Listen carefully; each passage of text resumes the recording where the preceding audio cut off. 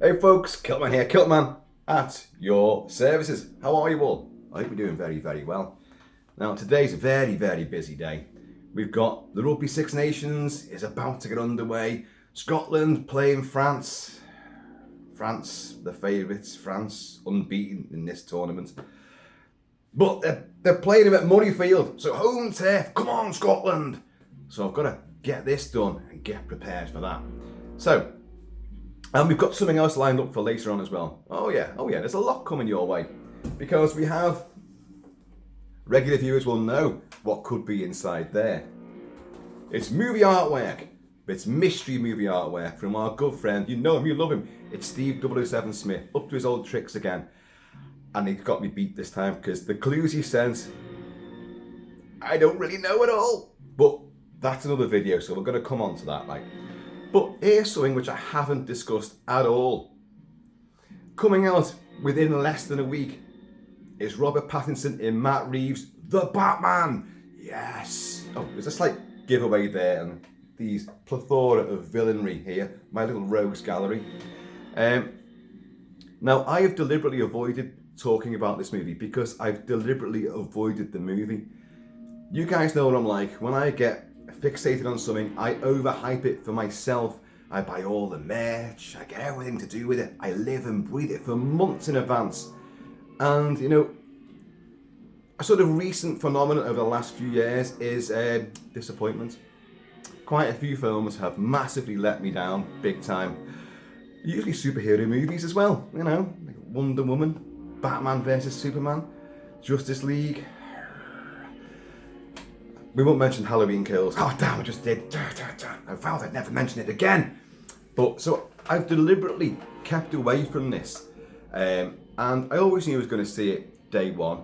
But my son, who's a massive Batman fan, he booked us tickets for the midnight showing, the first actual showing.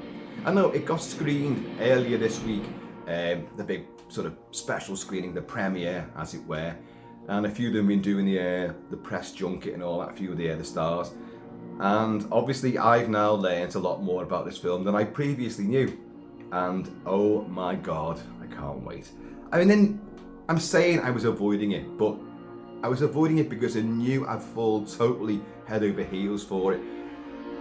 And it is shaping up to be really, really spectacular. I do like the idea. It's year 2 of Batman's crime fighting career. Robert Pattinson is Bruce Wayne, Batman, of course. And his gear in this is all kind of cobbled together. But the Batmobile, wow. Now, I always thought nothing could replace the Tumbler from Christopher Nolan's Dark Knight trilogy. And I still think that's an amazing bit of kit. But this car now, I haven't done my research on it as yet, so I can't give any facts and details yet. But it looks a bit like the black on black V8 Interceptor from Mad Max. It does, it looks a bit like that. Shape-wise, and wow, looks awesome. The bat suit looks incredible. Pattinson, I like Robert Pattinson anyway. I think he's a great actor. And you're listening to Michael Giacchino's score for the new movie. I've got the full score here. That dropped at midnight on Thursday to Friday, and I've played it a lot since, and I absolutely love it. But back to the film itself. We have Andy Serkis playing Alfred, and apparently the dynamic this time around is a little bit more hostile, I think the word is, a bit more acerbic. They don't speak as much to each other because Pennywise is not as invested in this passionate vigilantism that the Bruce has undertaken, this crusade. He's not as behind it. He knows it's trouble, and he can see what it's doing to Bruce. Because Bruce is a bit like they want to portray him almost like a drug addict. He's addicted to the adrenaline rush of the fight and the battles and the carnage, and it's taking over all of his life really. Rather than just having the duality, it's taking over. Into this mix, you've got a very troubled Gotham. They're plagued by a Zodiac-style serial killer who happens to be the Riddler, and he's taunting the police, the authorities, and he's taunting Batman as well, with all these riddles and clues and cryptic messages. And there is a sort of belief that he knows who Batman really is. You've also got the Penguin is in there as well. The Penguin, yeah. But the Penguin is played by Colin Farrell. wow. And if you've seen the image of him, well, okay, he's not like Danny DeVito from the old Michael Keaton Batman, the Tim Burton. He's a human being, but he does have that sort of weird face, and it's Colin Farrell under an enormous amount of prosthetics.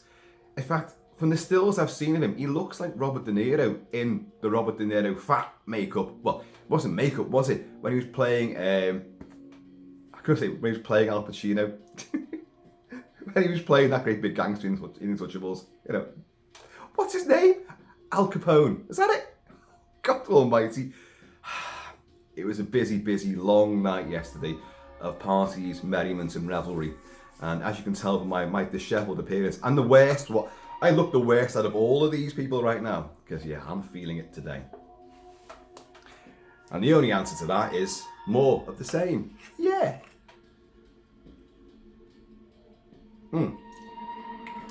But yeah, he looks like Robert De Niro. The only thing that gives him away is the fact that his eyebrows are still there. And he's like a sort of lower tier mobster, and he's up and coming. So I don't think he's not going to be playing a major villain in this. I don't think. That may obviously come to fruition throughout the course of the events of this movie, which is an almost 3-hour long movie. Woo! Looking forward to it then. I mean, we're used to that big Leviathan movies now. Of course we are. I mean, all the Dark Knight movies stretched on for 3 hours, well, almost 3 hours. They were pushing that at the end, weren't they? So we're used to it all anyway. But and you've also got Selena Kyle. You've got Catwoman, and it's Zoe Kravitz playing her. Oh, it looks great. Seen some snippets of the fight action as well. Seen some of the chase action. Looks great. Lots of flames, lots of darkness. Very grim, very dour. Violence. There's definitely a lot of fighting in there. The Batarang comes off the chest, whoosh, and the gadgets look like they're all, on point. And Pattinson looks tremendous. And I'm getting from this music one hell of a dark vibe to it. I mean, he's the Dark Knight. You expect that, don't you? This is what you want. Now, this is really what I wanted to talk about, because movie-wise, I can't say any more than, hey, I'm looking forward to it. And you're going to get a full review of that on the Friday. Once I've come home, slept a little bit, then you'll get a big mad review on that. And I'll do a non-spoiler one, and then I'll do a big mad spoiler one as well. You know the drill. That's Batman's theme. That is Batman's theme. Bum, bum, bum, bum, bum, bum, bum, bum. But it gets bigger and deeper and more booming and resonant and more doom-laden. Michael Giacchino has scored this. Giacchino is one of my favourite composers alive today, and he does he's very prolific. And I can't think of a single score of his I've not liked. In fact, not adored. I love all of his stuff. He's got some detractors, which I've noticed of late on certain sort of film score fan sites and websites and that. And some people they're not fans of his, and I'm at a loss to understand what their complaints are. If you want colour, you want texture, density, rich motifs, fantastic flavours, and a real multi-layered, exciting, effervescent, energetic score, he's your man.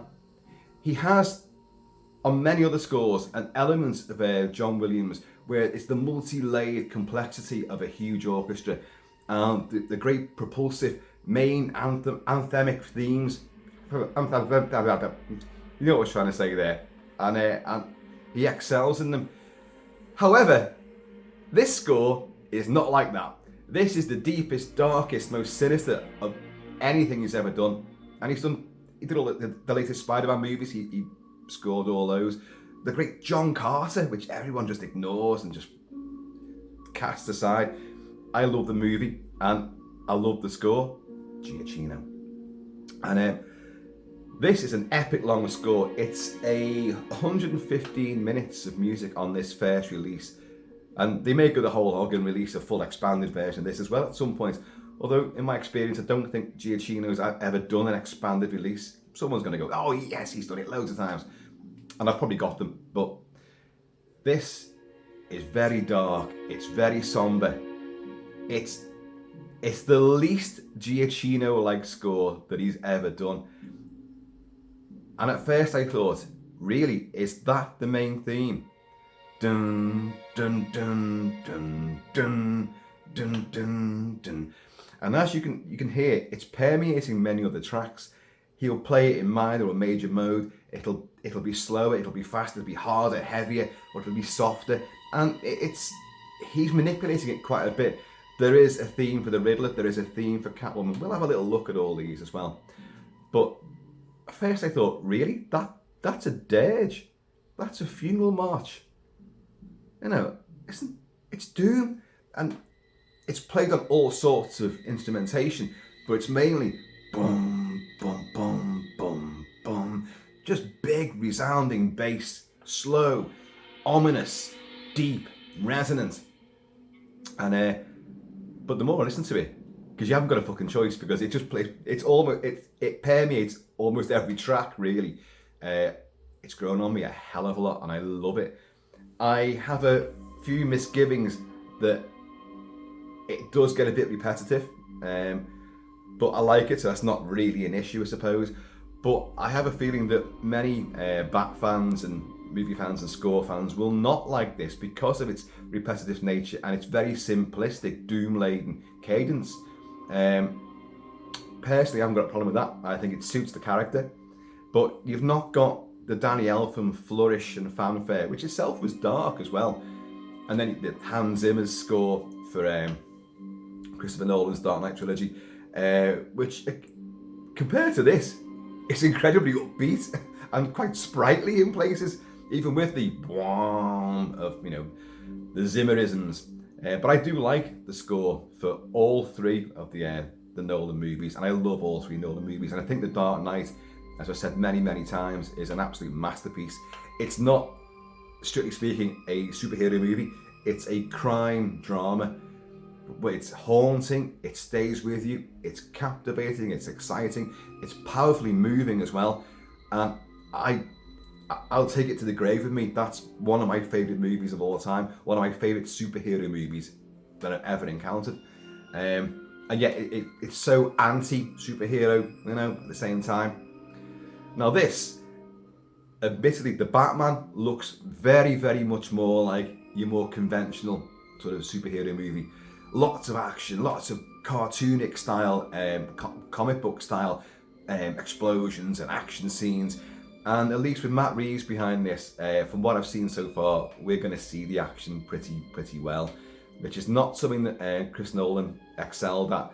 The editing on his movies always, yes, they've trained hard. Yeah, these scenes look great. And watching go up against Bane, Tom Hardy, brilliant. Yeah, scary.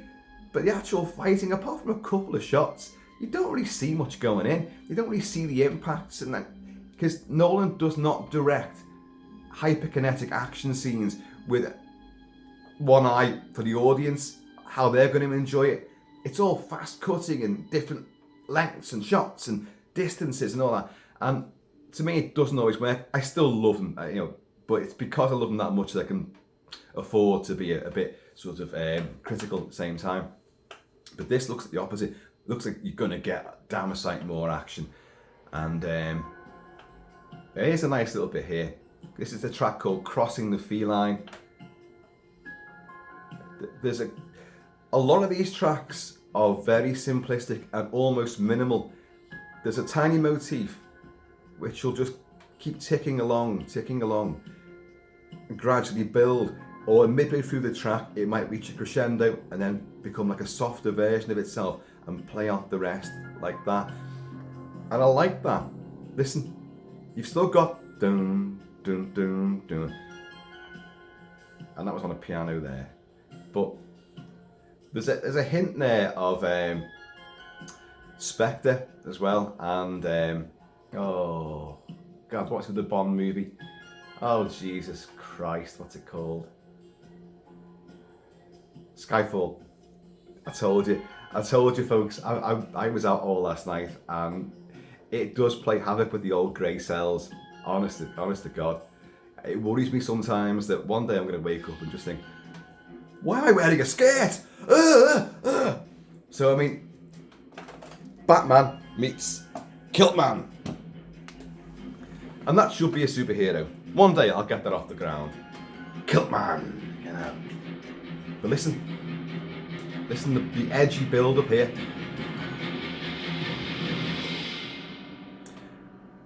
I'm gonna play some other stuff because you're getting a flavour of what the mood of this movie is going to be. Now I know some of you might not even want to hear the music beforehand, and what I'll do, I was going to say I won't read out the track titles, but if you know Michael Giacchino, they're all very playful. He uses puns and he plays on words, and they're all very clever and amusing. And to be perfectly honest, they don't give anything away. It's not like I could read them all out to you. You're not going to get any kind of plot developments at all from that. So let's go on to, okay, this I take it is some kind of action cue. And again, if you know Giacchino stuff, this is so atypical. They're very stark, they're minimal, and they build and build and build, but keep the same motif going and just drive. Whereas his other action cues and other scores go off in different tangents, have a wonderful main theme. Because he does the Star Trek ones as well, the J.J. Abrams Star Trek movies. And we've got another one of them is on the way as well, Star Trek 4 of this timeline. Let's listen to a bit of this, like, while I get in the mood for Scotland kicking the frogs. Oh, I said it, didn't I? I said it. Oh dear.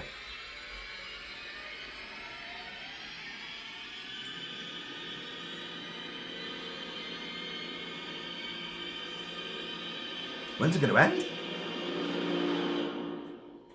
There. That's the intro of this track.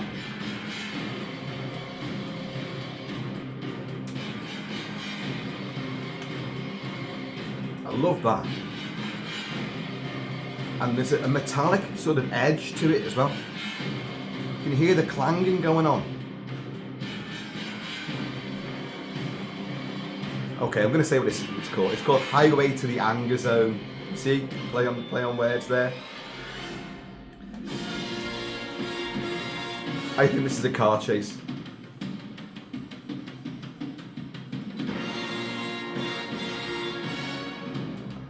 Detractors they're gonna leap on this about the amount of times that bam, bam, bam, bam is utilised. All depends on the context of the scenes, and you're gonna, whether you like it or you don't, you're gonna walk away from this soundtrack and from watching that film with that being in your head. And it couldn't be simpler, could it? The anvil. There's almost a horse whinnying there. Maybe it is a horse. Maybe it's Scarecrow in there as well.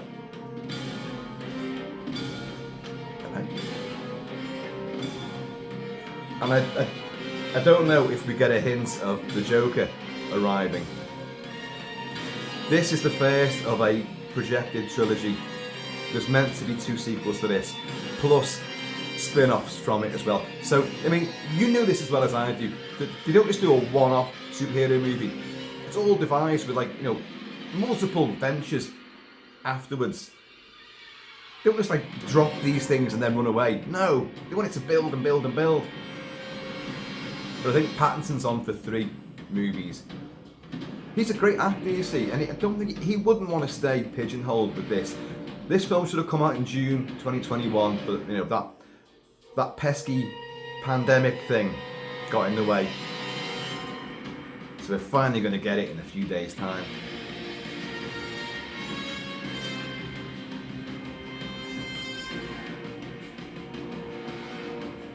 Now, again, because of the minimalist driving nature of this, I can see how this feels to my ears like an evolution from what Hans Zimmer was doing. Feels like that to me. But I've heard the full score, and there's little elements which creep in which do remind me of Danny Elfman and the original Batman and Batman Returns. I haven't heard any Elliot Goldenthal from Batman Forever though. Not really.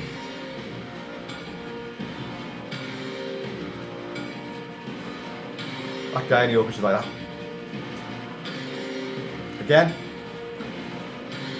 What, again? That's all he does. Just hits things slowly, metronomically. See what I mean? It's a build. The whole thing is a build. So many of these tracks are like that. Even the softer ones just gradually build. Giving the impression that almost every sequence in the movie is going to be climbing to a threshold. Whether it's a stealthy suspense sequence of Batman creeping around somewhere, Catwoman doing what Catwomen do, you know, or just uncovering some nefarious plan and scheme. Everything is like building up and up and up. And then the next sequence builds up and up and up and up. And I love it. This is still the same track. I like that. Little hysterical crescendo. Looking at these tracks, and there's 29 tracks on this release from Watchtower. Watchtower? Is it Water Tower? Again, you see, grey cells have just cascaded out of my ears and now all over the floor. But there's some epic long tracks here. There's loads of tracks which are 5 minutes plus, a few which are 6, and you've got a final track which is called Sonata in Darkness, which I think is a suite he's composed specifically for this album, containing elements of the score, and that's on for 12 minutes and 11 seconds. That's kind of epic, isn't it? But yeah, let's get to the Riddler. Let's play the Riddler. Now, this is different. Always unnerve me having them behind me, you know. You can't trust them at all. Oh yes, they're always grinning and smiling, but you know, it's not a happy smile, is it? It's an I'm gonna send you to a deep dark place and have fun doing it sort of smile. See, weird sort of elegance and delicacy.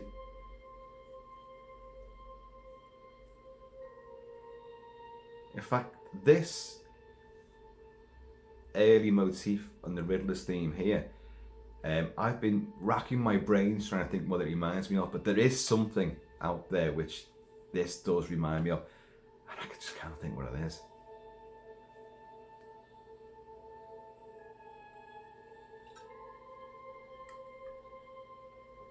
I like it though, it's spooky, it's ethereal.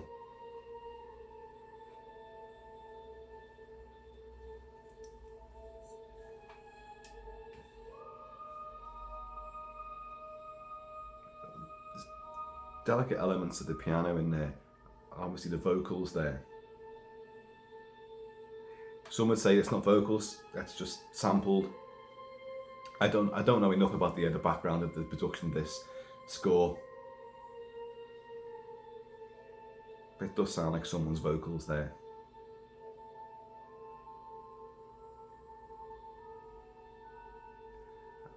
Yeah, the gentle sort of music box sort of change style. It's getting a bit more shivery. So the Riddler this time is a bit like a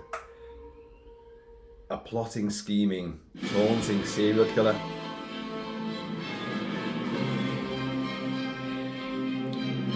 Operatic.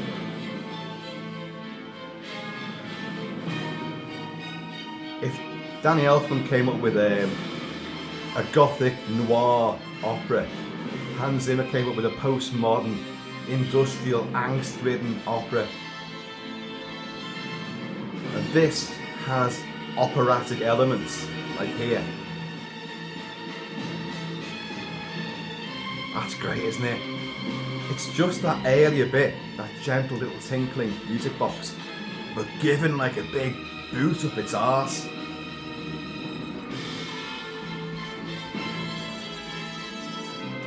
There's metallic percussion there, The anvil probably in there. There'll be gongs as well.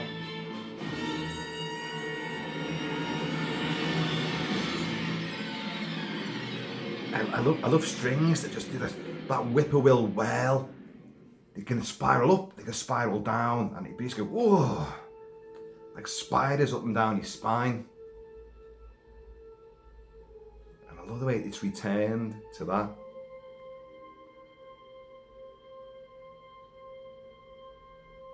This is going to be an epic movie, folks.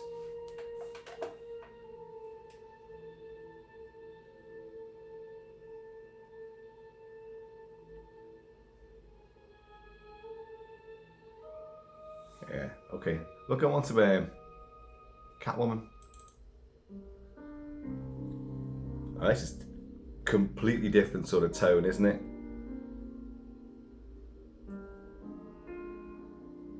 This is like a late night bar, you know? Some guy, it's just at the piano. There's smoke in the room. Oh, you can't smoke indoors these days, can you?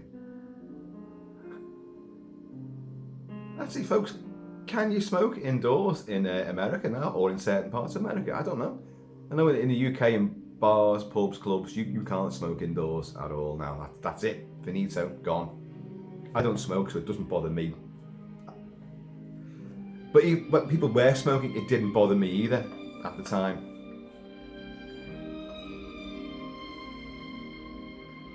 Inevitably, perhaps sort of cliched, Catwoman's theme is a softer, sinuous, sensual sort of thing. Should we expect anything different? I would have liked a more, but it depends on the character, a more dynamic, violent, action-laced sort of theme for her, because she's feline, she's a cat burglar, she's acrobatic, highly athletic. But this, again, this is, it's sort of like 70s noir, you know, the femme fatale sort of thing, tragic past. But that is nice though. For some reason I'm drawn to, I've got impressions of Tom Waits playing the piano in that bar in the film Wolfen. Most of his bits were cut out of that sequence for licensing reasons, sadly. But in the full version, or the fullest version that's ever been shown, which Channel 4 played way back in the mid to late 80s, you saw him playing the piano. And it was a smoke-filled bar in Brooklyn, you know.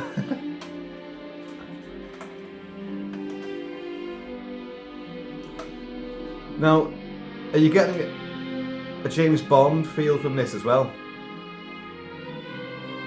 Because I am. And again, this is so not like Michael Giacchino.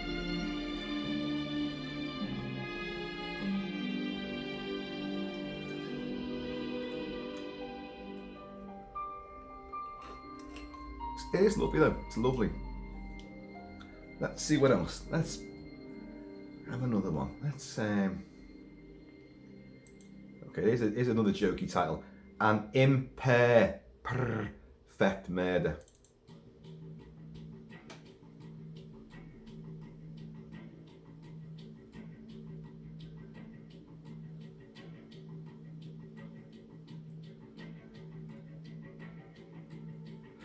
A lot of it is metronomic repetition, which just goes up and then up. That's nice, that.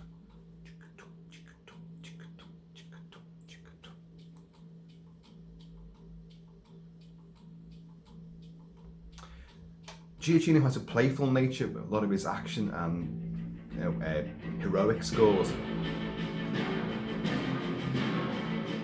And you just heard a tiny element of playfulness there,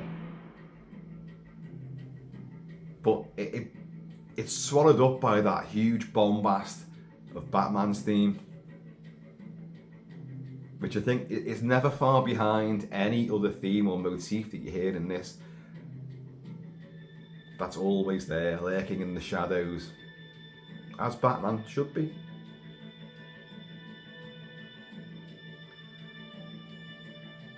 So you know that this trilogy becomes successful, becomes a full trilogy. Like, this film doesn't flop big time, and they do the other two movies.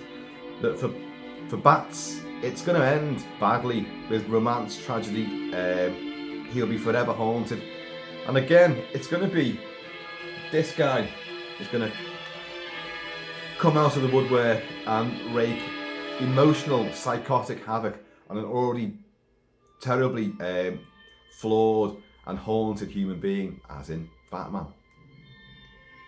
So it can never end well for Batman. Never. It'll be destined to be alone forever. It's only Nolan's version that finished it off. Batman ceased to be, and he stays with Catwoman. You know, I still think at the end, you know, Alfred was his faithful, loyal manservant. Although all he ever fucking did in the last film was cry his eyes out anyway. You know.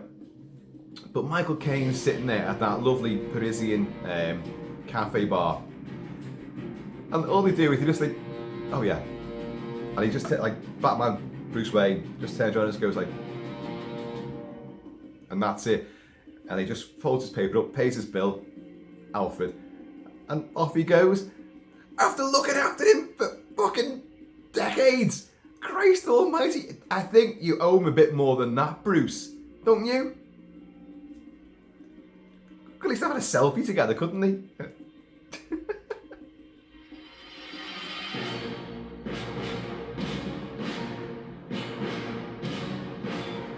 That's a playful version of it.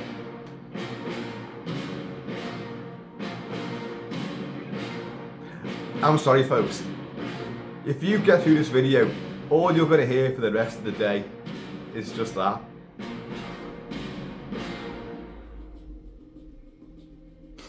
But I like it. I really hope that it doesn't backfire, because of the amount of times you hear it, that it just goes against the grain.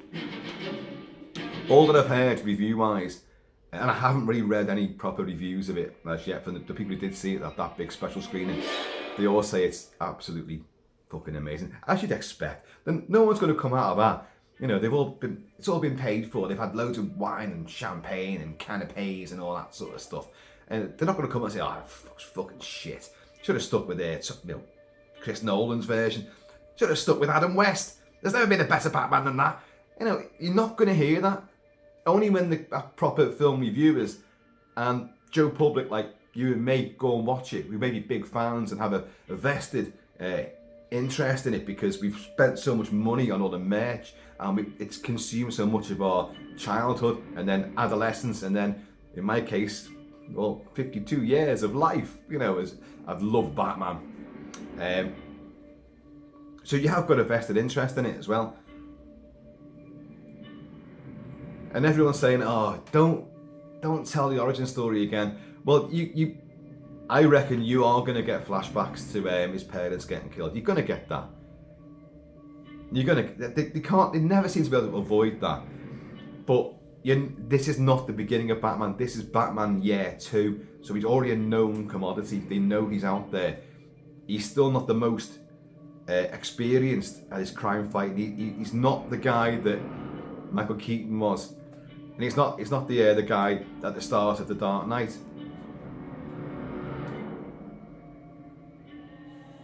Who's got all the tricks of the trade, all the skills, all the hidey holes and special executive escape rooms and weapons and vehicles parked on top of skyscrapers. He's got all that kind of stuff. You can go out to Hong Kong, for God's sake, you know. But people go like, oh, not another Batman movie. You've got absolutely decades and decades worth of material in the comic books. So of course they're going to keep on doing it. It makes money and people love this. What I want from these movies is not to tell the origin story, to go in, we all know who he is, just give him this story. Like, you don't even need to have multiple villains in there. That's the thing which, again, may go against this, but I can see they're trying to build up the next 2 movies, introducing people, and this new Gotham. I can see that, I can understand it, but you don't need to do that. the best example of a film taking on a big character but keeping the story completely slim, very very minimal, but so high impact, was Dredd. Carl Urban as Dredd. And my God, as we've discussed many times, why the hell did that not get the success? Well, we know why. The fucking terrible distribution that film had. One of the best 3D movies I've ever seen, and one of the best, future action movies, and the best incarnation of a truly iconic comic book character. And they nailed it. Urban nailed it. You want to see more of that? And they worked because they kept it small. They didn't bother with mutants and fucking, robots and all sorts of stuff. They didn't do any of that. They didn't bring in OTT characters from all over the comic books and try and throw them all into the pot together. They just told a simple action crime story, set it in basically one location, and it worked a treat. That's the way to do it, And with Batman, and this may be the case that other characters who are that we know are going to become something don't really do much in this. They're just there as a foundation, as seeds, little seedlings that are going to pop up into colourful, roguish faces like these. I hope that's the case. And then we just have Batman going in, Batman doing what we know Batman does, beating the shit out of bad guys, having multiple car chases, showing off his gadgets, copping off with Selena Kyle, and at the end of it, we have the ramifications of what could happen next. But the idea is, like James Bond, you could always, the best Bond movies, apart from Daniel Craig's tenure, which told an ongoing story, which in my opinion was actually a mistake, although I still love most of those movies a hell of a lot. But it was a mistake to do the overall thing like that, because they boxed themselves into a corner. Daniel Craig had to bow out, it had to end, and the only way of doing it was to kill off his character of Bond. So, but in all of the Bond films before, it didn't matter who played Bond, they went in, they had an adventure, a little pre-credit sequence of wrapping up the previous adventure, which you'll never have really known about. Wrap that up, big title sequence, and then you're into the whole new adventure, and then the film ends with a pithy little innuendo. Perfect. And then the next guy will come in, or the same guy will come in and have another adventure which is not linked to the previous one. That's all you needed. Simple, and works every time. And Batman could be like that. Spider-Man could be like that. But Spider-Man and the last one, you know what? Once you start bringing so much stuff in, it's just, I'm out. I just prefer one hero, one adventure, multiple action scenes. Once you begin to jam-pack these things, it's just, it's great in a comic book, and now they can do it on the big screen. But I don't think it doesn't work personally for me. I'm like, because Avengers Endgame, even Infinity War, which I did enjoy, but they're not a patch on the earlier one-off adventures of these characters, who then just meet someone else and then it begins to build. But once they're all together, I'm just like, I just tune out. Endgame was not a fan of it at all. It bored the shit out of me completely. But back to Batman. Okay, let's go on to, is it this one? Is it this one?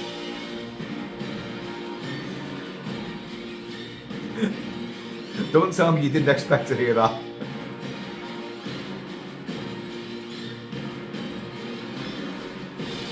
And for those of you who think that I'm just picking tracks with that motif in, I'm not. It's everywhere. It is everywhere.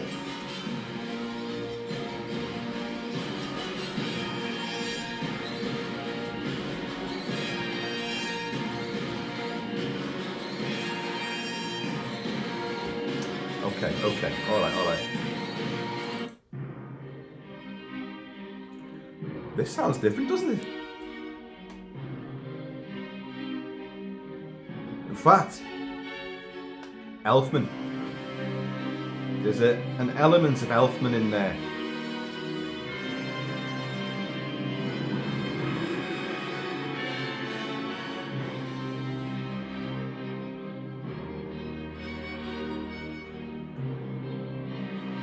Yeah, that sounds almost nostalgic from Batman's previous movie scores.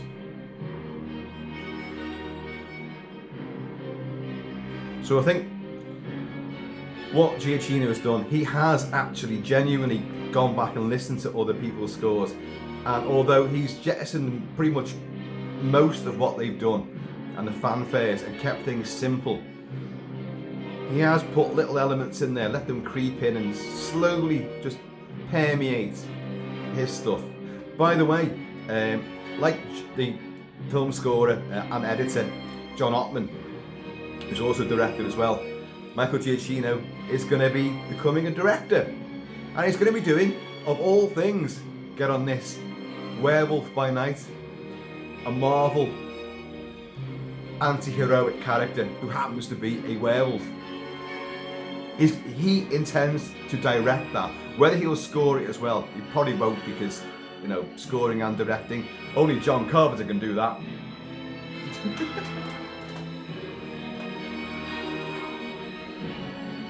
So yeah, this is nice.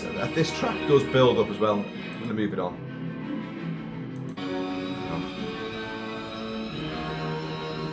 See, again, everything is rising to a crescendo. You're going to have so many set pieces in this movie where threat and jeopardy, Batman's going to be in a tight spot, and how's he going to get out of it? How is he going to save somebody else? You're going to have all of that.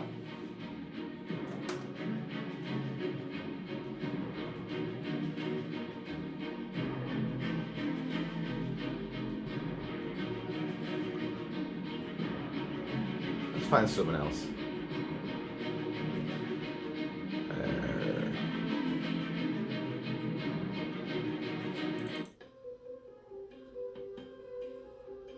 That's nice, isn't it?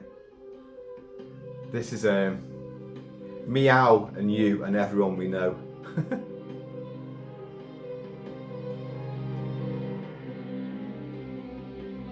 Again, there's that Bond sort of feel to that. And I'm going to have to go and check, because I keep forgetting what the bloody hell the composer's name was for Skyfall and Spectre. I know some of you shouting out at me now. I'm getting there, getting there.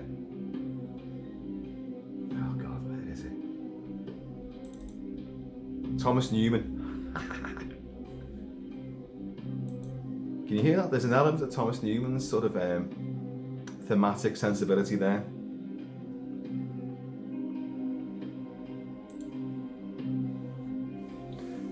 So Matt Reeves, Robert Pattinson, Zoe Kravitz, Andy Serkis, awesome, Colin Farrell. I like this. These are all set piece tracks, so he's scoring lengthy scenes, and it sounds pretty much like the film's going to be wall-to-wall music, which I love. The more music, the merrier. As long as the film needs it, the sequence in question needs that musical voice. That's nice as well. There's actually a fair bit of cello, and well, there's harp here, but lots and lots of string elements do creep in. But it does tend to be, you know, overburdened by the dun dun dun dun dun. Dun, dun, dun.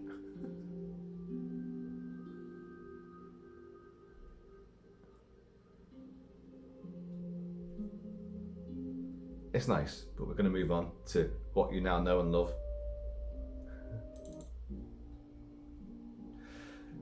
So there you go, folks. Right, I've got whiskey to drink, I've got a rugby match to watch, and I've got this box to open. Oh, and I've got a dog to walk as well. Which also means that, because if me and the dog go out, that means me and the dog go out. We go to the pub as well. Oh, it's gonna be, I said it was going to be a busy, busy, mad day. But there you go. Cheers, y'all. This was like just a scattershot introduction to what will obviously be a lot of coverage of The Batman from director Matt Reeves, starring Robert Pattinson as the Caped Crusader. And yeah, against my better judgment. I can't fucking wait. I hate the phrase, but I'm going to use it. I'm stoked. Oh, God. But I am, though. And I fought against that. I fought against it. I thought, no, this time, Kilt-Man, don't do it. Don't do it. Don't let yourself be drawn in. Just keep your distance. Watch from afar. Like that was going to happen.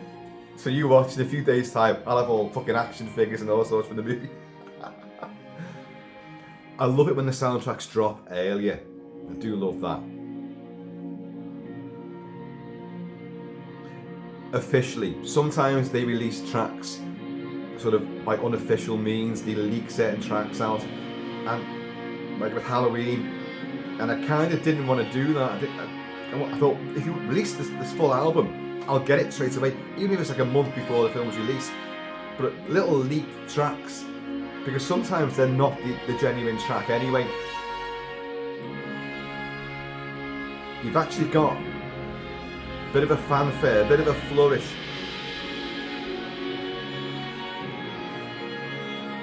There's a regal stature to this, an elegance. Ah, that's lovely.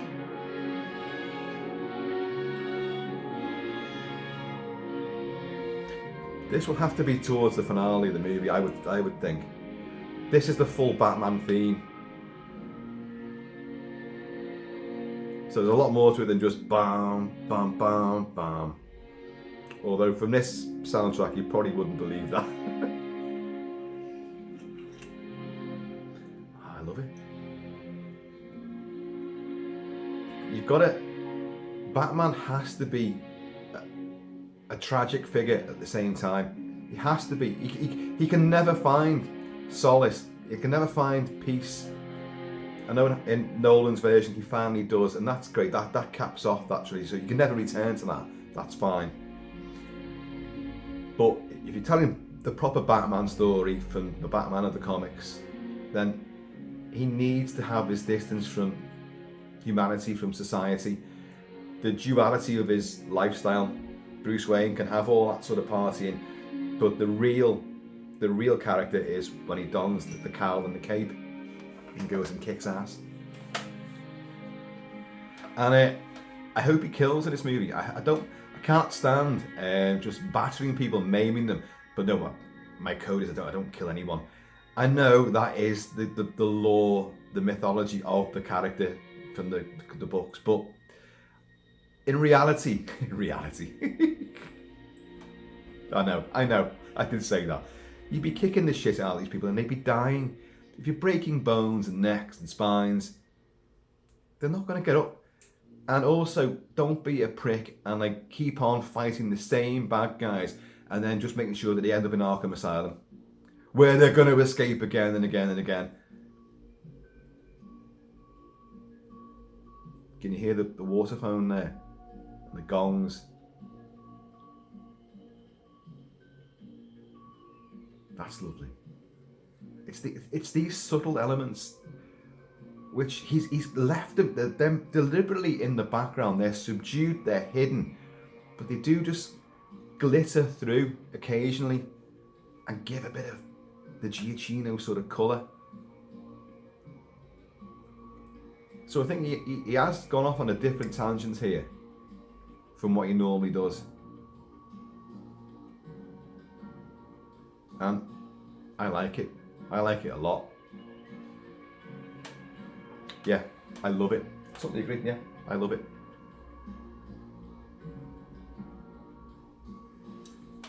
Although you can't trust him, he's always in two minds about everything.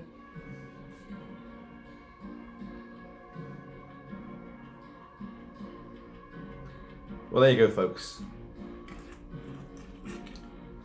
See, a bit like some of these tracks which build up to a crescendo and then they sort of climb down again and then build up again. That's what this video was. I built up to a big crescendo there, big finale. I was about to say my goodbyes and then I just climbed down and then slowly build up again. As this is doing. If you guys can't sleep tonight because of this, I apologise.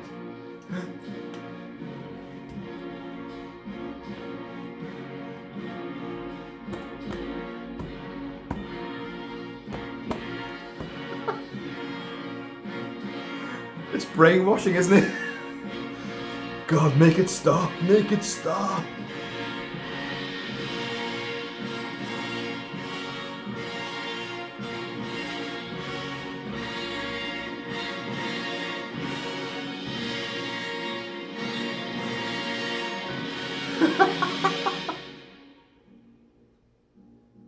I love that. Build, huge crescendo, and then just fades out with repeating it again, but just in the distance. Like the storms hit you and passed over, but you can still hear it going down the hills and the valleys and hitting the next little village. Love that. Love that. Right, folks, there you go. Definitely going now. The Batman. You're going to get a lot more about it, and let's just hope it's worth it. So, folks, in the meantime, in this forever kilted, caped, cowled, crusading in between time, please keep it kilted, keep it Celtic, and I am going to see you all later. Alfred, more whiskey. Fucking staff in this place.